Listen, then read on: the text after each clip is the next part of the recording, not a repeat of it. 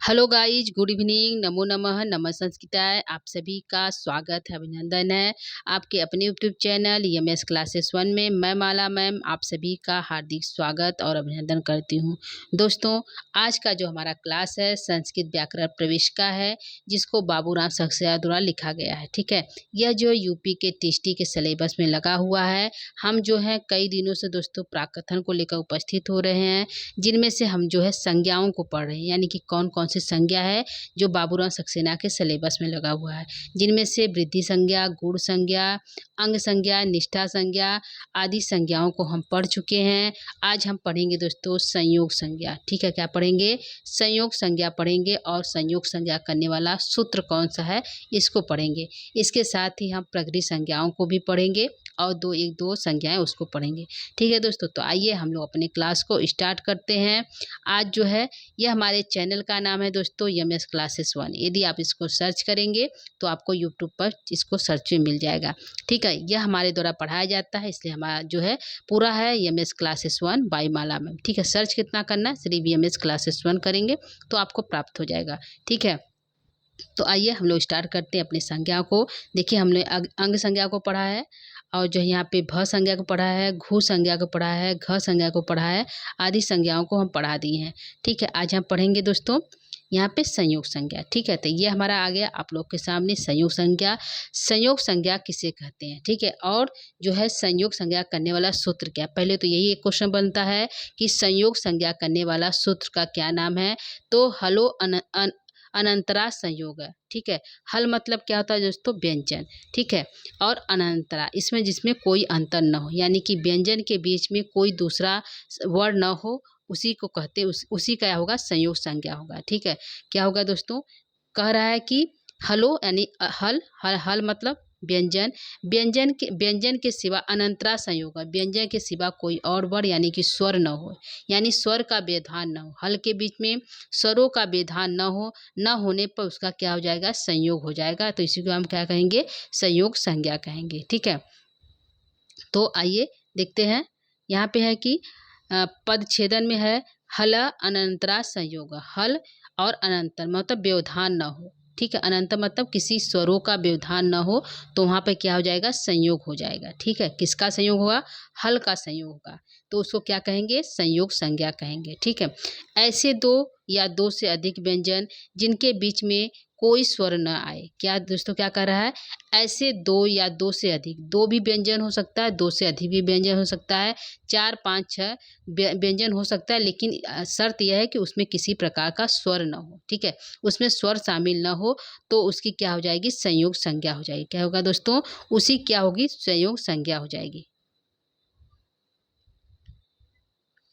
ठीक है, तो यही कह रहा है कि संयोग संज्ञा किसे कहते हैं? हलो अनंतरा संयोग। ठीक है, ऐसे दो या दो से अधिक व्यंजन जिसमें स्वर न आए उसे हम संयोग संज्ञा कहते हैं। ठीक है, आइए हम लोग एग्जाम्पल के द्वारा देखते हैं कि संयोग संज्ञा आखिर है क्या।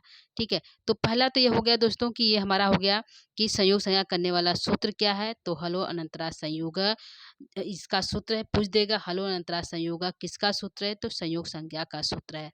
संयोग संज्ञा क्या करता है? तो इसमें ऐसे दो या दो से अधिक व्यंजन के बीच में स्वरों का व्यवधान न हो, तो उसे हम संयोग संज्ञा कहते हैं। ठीक है, तो यहाँ पे हो गया पहला हमारा एग्जाम्पल। यहाँ पे पुष्प, पुष्प को हम यदि तोड़ेंगे, उसको अलग करेंगे, तो आप लोग जानते हैं दोस्तों जो हलंत वर्ण होता है वह शुद्ध व्यंजन होता है। ठीक है, तो और व्यंजन जो है स्वरों की सहायता से बोला जाता है। यदि उसमें स्वर नहीं होंगे तो वो हमारा यहाँ पे संयोग हो जाएगा हलों का। ठीक है, तो यहाँ पे हमारा पुष्प है, यदि हम पुष्प को तोड़ देंगे, पुष्प है, पुष्प को यदि हम तोड़ेंगे तो प हो जाएगा। ठीक है, प में हलंत रहेगा, प्लस अ हो जाएगा, प में अ है, अरे सॉरी उ है। ठीक है, यहाँ पे पुष्प है, सॉरी दोस्तों एक बार फिर से देखते हैं। पुष्प है, पुष्प है, पुष्प हो गया, प हलंत रहेगा, प्लस उ रहेगा। ठीक है, उ स्वर है तो इसमें हलंत नहीं रहेगा क्योंकि यू जो है स्वर पूर्ण होता है। उसके बाद स है, क्या है दोस्तों? स है, प्लस रहेगा बीच में, उ के प्लस में स रहेगा। उसके बाद जो है स के बाद जो है पुष्प श के बाद जो है इसमें हलन आधा है, तो इसमें क्या हो जाएगा, इसमें स्वर नहीं रहेगा, तो स हो गया। फिर प्लस हो जाएगा, प्लस के बाद जो है प हो जाएगा, ठीक है। में हलंत रहेगा, फिर प के बाद प में अ है, ये हमारा इसका अलग हो गया, यानी कि पुष्प का सारे वर्ण जो है अलग हो गए। तो यहाँ पे प के बाद उ आ रहा है, तो यहाँ पे संयोग नहीं हो रहा है। स आ रहा है, स के बाद प आ रहा है, यानी कि स भी व्यंजन है और प भी व्यंजन है, ठीक है। क्या है दोस्तों, स भी व्यंजन है और प भी व्यंजन है। स और प के व्यंजन होने पर स और प की जो है संयोग संज्ञा हो रही है। क्या हो रही है दोस्तों, यहाँ स और यहाँ पे प कर देते हैं, यहाँ पे प की जो है संयोग संज्ञा हो रही है। इन दोनों का क्या हो रहा है, संयोग संज्ञा हो रहा है। पूछेगा पुष्प में किन दो वर्णों की संयोग संज्ञा हो रही है, कितने वर्णों की संज्ञा हो रही है, तो दो वर्ण की संज्ञा हो रही है। कौन कौन सा, स और प का। यहाँ पे देखिए दोस्तों, हमने किया है स और प का संयोग संज्ञा हो रहा है, ठीक है। पुष्प को अलग किए, प उ श प अ, इसको जब हम अलग किए तो स और प का संयोग संज्ञा हो गया, ठीक है। तो संयोग किसका हुआ, स और प का। तो ये हमारा पहला एग्जाम्पल था। आइए हम दूसरा चलते हैं। दूसरा हमारा है राष्ट्र है। क्या है दोस्तों, राष्ट्र है। राष्ट्र को जब हम तोड़ेंगे तो र अलग होगा, र में आ था, आ को अलग किया, फिर स है, स अलग हुआ, फिर स के बाद ट है, ट के र है, र के बाद जो है ट है, ट के बाद र है, र के बाद अ है, ठीक है। तो इसमें संयोग किसका हुआ, इसमें संयोग होगा दोस्तों, यहाँ पे र करते हैं, र प्लस अ क्या होगा, आ हो जाएगा, रा है, रा प्लस जो है स है, ठीक है।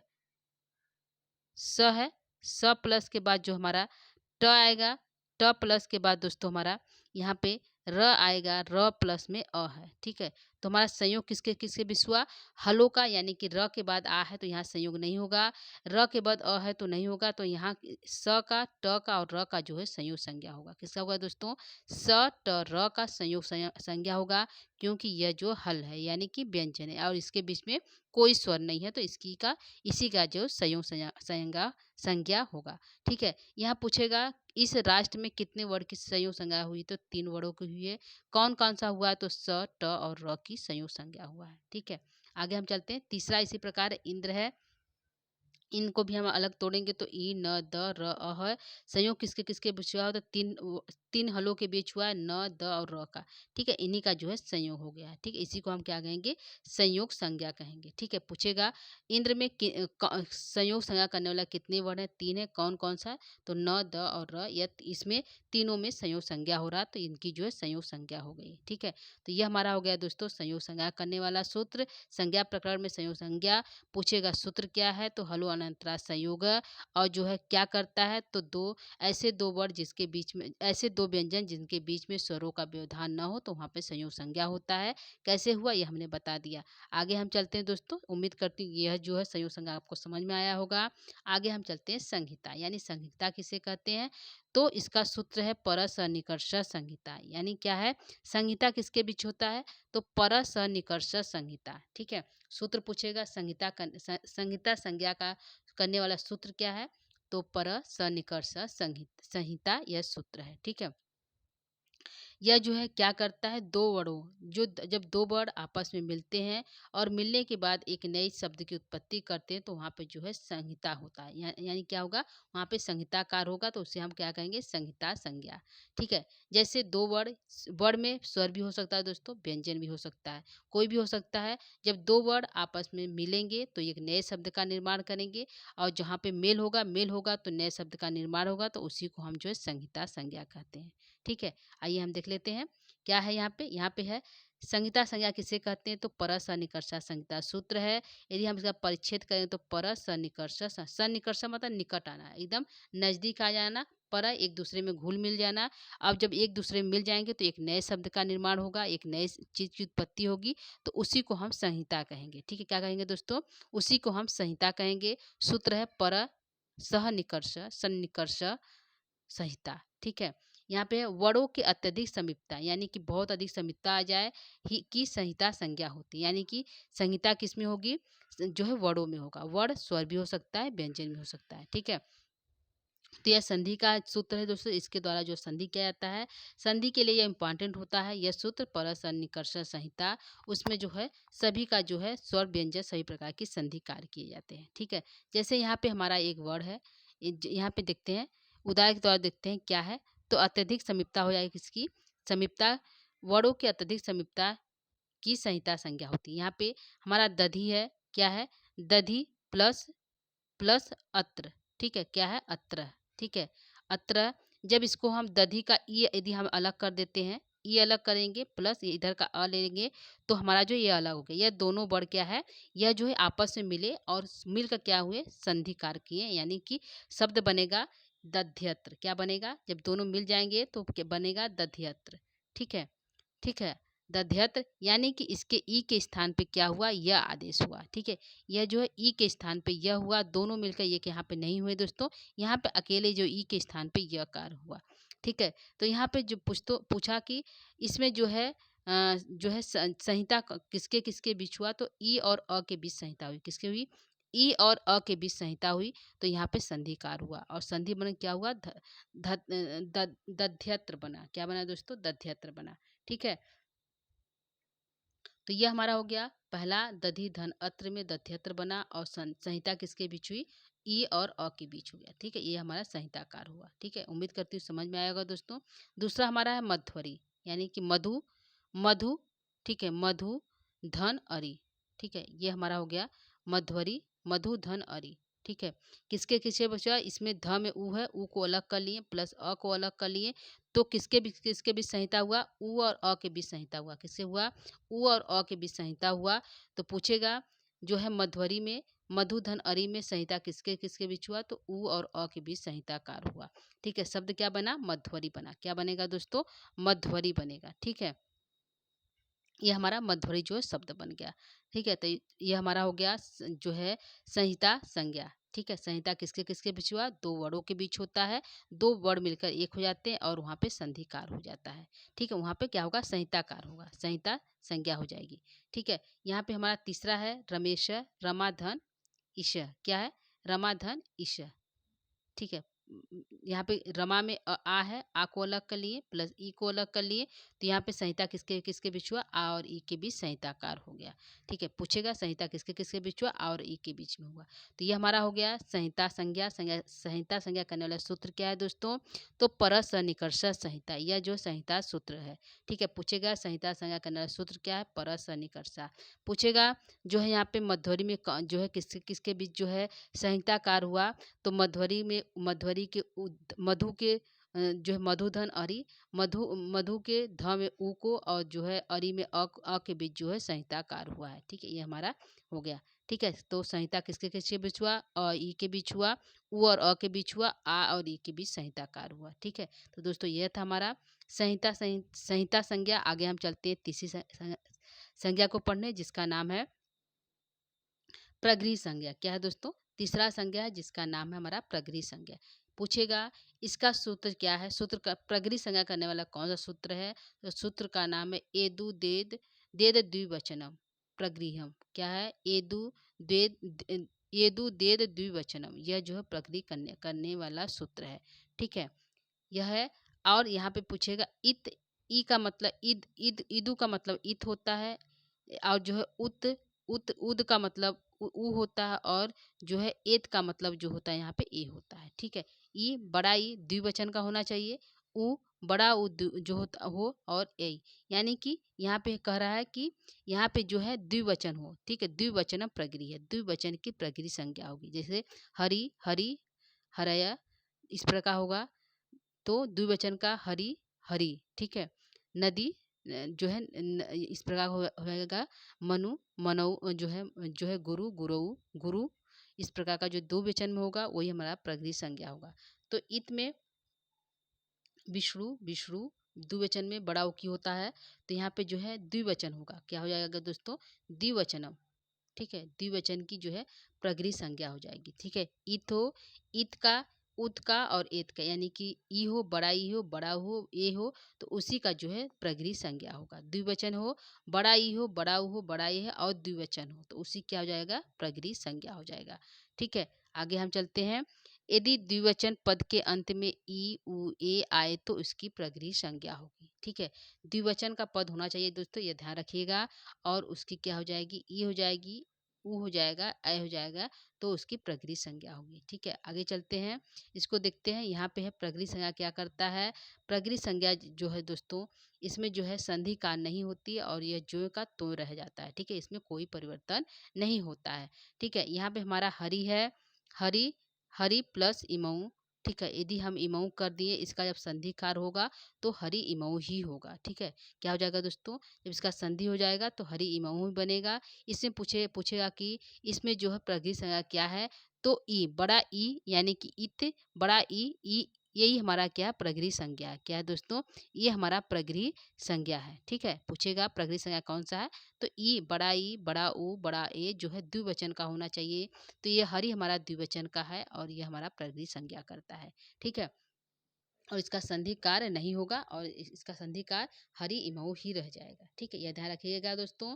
बड़ा ई द्विवचन का होना चाहिए, बड़ा ई, बड़ा ऊ, बड़ा ए, तीन होना चाहिए, तीन ही होता है। ई उ जो है, ई उ और ए, यह तीन ही का प्रगृही संज्ञा होगा और द्विवचन का होना चाहिए। ठीक है, तो हरि इमऊ में हरि जो है प्रगृही संज्ञा है और दूसरा हमारा जो है विष्णु, क्या है, विष्णु इमऊ। क्या है दोस्तों, विष्णु इमऊ, विष्णु प्लस इमऊ। तो इसमें प्रगृही कौन सा संज्ञा कौन सा है, तो इसमें हमारा जो सॉरी दोस्तों, बड़ा ऊ रहेगा, विष्णु। तो यह जो विष्णु हमारा प्रगृही संज्ञा है। ठीक है, क्या है दोस्तों, यह हमारा जो है प्रगृही संज्ञा है। ठीक है, विष्णु जो हमारा प्रगृही संज्ञा है। पूछेगा बड़ा ऊ जो है विष्णु, विष्णु इमऊ में प्रगृही संज्ञा कौन सा है, तो विष्णु है और इसका संधि पद हो जाएगा विष्णु इमऊ। ठीक है, तो ये हमारा प्रगृही संज्ञा है विष्णु, हरि, और तीसरा हमारा है गंगे अमु। ठीक है, गंगे अमु में जो है प्रगृही संज्ञा कौन सा है, तो गंगे जो है प्रगृही संज्ञा है। ठीक है, ये हमारा हो गया प्रगृही संज्ञा दोस्तों। पूछेगा प्रगृही संज्ञा करने वाला सूत्र क्या है, तो ईदु दे द्विवचनम। ठीक है, क्या है दोस्तों, एदु दे देद द्विवचनम, ये हमारा प्रगृही संज्ञा करने वाला सूत्र है। किसकी करता है, इत, उत और एत की करता है, यानी कि द्विवचन का हो, बड़ा ई द्विवचन हो और बड़ा ई, बड़ा ऊ, बड़ा ए हो, तो उसी का जो है प्रगृही संज्ञा होता है। ठीक है, जैसे हरि, विष्णु, गंगे, इन सभी का जो है प्रगृही संज्ञा होता है। ठीक है, ये हमारा हो गया प्रगृही संज्ञा करने वाला सूत्र पढ़ लिया हमने दोस्तों, संयोग संज्ञा पढ़ लिया। और अब हम पढ़ेंगे सार्ध धातु संज्ञा। ठीक है, ये हमारा 18वां है, सार्ध धातु संज्ञा, यानी कि सार्ध धातु संज्ञा किसे कहते हैं, तो इसी को हम देखते हैं। ठीक है, तो आइए हम लोग पढ़ते हैं। पूछेगा सार्ध धातु संज्ञा वाला सूत्र क्या है, तिंग सित और सार्व धातुकम। ठीक है, क्या है, तिंग सित सार्ध धातुकम, यानी तिंग, तिंग धातु, तिंग के अंतर्गत कितने आते हैं, तो 18 आते हैं, 18 प्रत्यय आते हैं। कौन कौन सा आता है, तो परस्मयी पदी और आत्मनेपदी का होता है। तिप, तस, झी, त, त, आताम, छ, स, यह सभी जो है, इन सभी 18 पदों का जो है सर्वधातु संज्ञा होता है और उसी का जो है, उसी को हम क्या कहते हैं, सर्वधातुकम कहते हैं। ठीक है, और सित, सित के अंतर्गत जो है सत प्रत्यय, सानज प्रत्यय आदि आते हैं, तो उसकी जो है सार्वधातुकम संज्ञा होती है। ठीक है, तो यहाँ पे हो गया दोस्तों, कौन कौन सा होगा, तिंग, तिंग के अंतर्गत 18 आते हैं। कौन कौन से आते हैं, तिप, झस, झी, परस्मयी पद के अंतर्गत तो एक वचन, द्विवचन और बहुवचन। त, आताम, च, जिस प्रकार पढ़ती, पढ़ता, पठंती, पढ़सी, पढ़ता, पठत, इस प्रकार के जो तिंग प्रत्यय होते हैं। ठीक है, तो तिंग प्रत्यय 18 होते हैं। कौन कौन से हो गए, तो जो होगा तिप, झस, झी, और आत्मने पद का ता, आताम, स होगा दोस्तों। और शीत, शीत पूछा है, शीत का अर्थ होता है स की संज्ञा, यानी कि जो है सत और सानज की संज्ञा होगा, उसी क्या कहते हैं, स और सानज जो प्रत्यय होगा उसी क्या होगा, सर्वधातु संज्ञा होगा, यानी कि तिंग प्रत्यय और सित प्रत्यय की जो ही सार्वधातु संज्ञा होगा। ठीक है, आगे चलते हैं कि यहाँ पे कह रहा है दोस्तों, तिंग तथा सित प्रत्ययों की ही सार्वधातु संज्ञा होती, यानी कि इतने की ही होगी। ठीक है, 18 तिंग प्रत्यय होगी और जो है सित के अंतर्गत जो सत, सानज जो आते हैं आदि आते हैं, उनकी उन सभी का जो है, जो यहाँ पे सार्वधातु संज्ञा होती है। ठीक है, तो यहाँ पे हो गया। और अगला जो हमारा है असर्वधातु संज्ञा, यानी कि जो इनसे बच गए, आर्ध साध नहीं दोस्तों, आर्ध धातु का संज्ञा, यानी कि जो जो इनसे बच गए। ठीक है, किनसे बच गए, ये हमारा जो है सार्वधातु संज्ञा से जो बचे हुए, यानी कि तिंग, यानी 18 तिंग प्रत्यय हो गए। सित के अंतर्गत सत्री साण जितने भी आते हैं, सस जितने भी आते हैं, वो सभी प्रत्यय जो है सार्वधातु संज्ञा हो गए। और इनसे जो बच गया, जो छूट गया, वो सभी क्या हो गए, जो हो गए आर्ध धातुक संज्ञा कहलाएंगे। क्या कहलाएंगे दोस्तों? इन इन दोनों से जो बचे हुए उन सभी को क्या कहेंगे? आर्ध धातु संज्ञा कहेंगे। ठीक है, जैसे यहाँ पे हो गया है दोस्तों, आर्ध धातुक पूछेगा, आर्ध धातुक संज्ञा करने वाला सूत्र क्या है? तो आर्ध धातुकम शेषः। क्या है दोस्तों? आर्ध धातुकम शेषः जो है आर्ध धातु संज्ञा करने वाला सूत्र है। तो इसमें क्या कहा? तिंग तथा सित प्रत्ययों से शेष प्रत्ययों, यानी कि जो 18 तिंग प्रत्यय हैं और जो सित जो है स से जितने प्रत्यय सती सान जितने प्रत्यय हैं उन सभी को छोड़कर जो हमारा बच गया उन सभी को क्या कहेंगे? आर्ध धातु संज्ञा कहेंगे। ठीक है, जैसे अनियत, तुमुन, तबियत, त्रिच, यह सभी जो क्यप यह जो है क्या सभी है? यह सभी जो है हमारा है आर्ध धातु संज्ञा है। ठीक है, पूछेगा आर्ध धातु संज्ञा क्या है दोस्तों? तो तिंग प्रत्यय यानी 28 जो प्रत्यय उनको छोड़कर प्लस सित के अंतर्गत जितने प्रत्यय आते हैं स से साना सत्री जितने प्रत्यय आते हैं उन सभी को छोड़कर जो हमारे प्रत्यय सब बच गए अनियर, तुमुन, तबियत, त्रिच जितने भी प्रत्यय हमारा जो बच गए उन सभी जो हमारा आर्ध धातु संज्ञा कहलाते हैं। ठीक है, और सार्ध धातु क्या कहलाते हैं? तिंग प्रत्यय के अंतर्गत आने वाले और सित प्रत्यय के अंतर्गत आने वाले जितने भी प्रत्यय हैं उन सभी को हम जो है सार्ध धातु संज्ञा कहते हैं। ठीक है, दोनों क्लियर हो गया दोस्तों। दोनों जो है दोस्तों एक दूसरे के विपरीत है, यानी कि जो हमारे सार्ध धातु वो हैं जो तिंग और सित से स्टार्ट होते हैं जो बनते हैं उन सभी को हम जो है सार्ध धातु कहते हैं। और जो इन दोनों को छोड़कर जितने भी बच गए प्रत्यय उन सभी को हम जो है जो है आर्ध धातु संज्ञा कहते हैं। ठीक है, यह आपका क्लियर हो गया होगा दोस्तों। तो आज के लिए इतना ही, उम्मीद करती हूँ कि समझ में आया होगा कि आर्ध धातु संज्ञा क्या है और जो है यहाँ पे जो है सार्ध धातु संज्ञा क्या है। ठीक है, और जो प्रगृह संज्ञा को भी हमने बता दिया दोस्तों किसे कहते हैं। इसमें संधि का नहीं होती है और द्विवचन की ही प्रगृह संज्ञा होगी। इत उत एत की होगी, बड़ी ई बड़ा उ बड़ा ए की ही प्रगृह संज्ञा होगा। और यहाँ पे जो हमने पढ़ा है कि पर जो है संहिता किसके बीच होता है? दो वर्णों के बीच होता है। वर्ण चाहे स्वर हो चाहे व्यंजन हो, उन दोनों वर्णों के बीच जब नया कोई शब्द बनता है तो उसी को हम संहिता संज्ञा कहते हैं। तो कौन कौन से वर्ण को कौन कौन वर्ण मिलकर बना उन्हीं दो वर्णों को जो हम कहेंगे संहिता संज्ञा। ठीक है, आगे हमारा संयोग संज्ञा किसे कहते हैं? तो हलों के बीच में संयोग होना चाहिए, मेल होना चाहिए, उसमें किसी प्रकार का व्यवधान नहीं होना चाहिए, यानी कि स्वर इत्यादि वर्ण न हो, वहाँ पे हम जो है उसको हम संयोग संज्ञा कहते हैं। सूत्र पूछा क्या है दोस्तों? तो हलो अनंतरा संयोग। ठीक है, यह हम 4 सूत्रों के यहाँ पे पढ़े दोस्तों संज्ञा प्रकरण को। आज के लिए इतना ही। कल जो हम इसके बचे हुए संज्ञा प्रकरण को फिर से लेकर उपस्थित होंगे दोस्तों। तो उम्मीद करती हूँ कि क्लास आप लोग को अच्छा लगा होगा। ठीक है, तो आज के लिए इतना ही दोस्तों। नमो नमः, नमः संस्कृताय, धन्यवाद।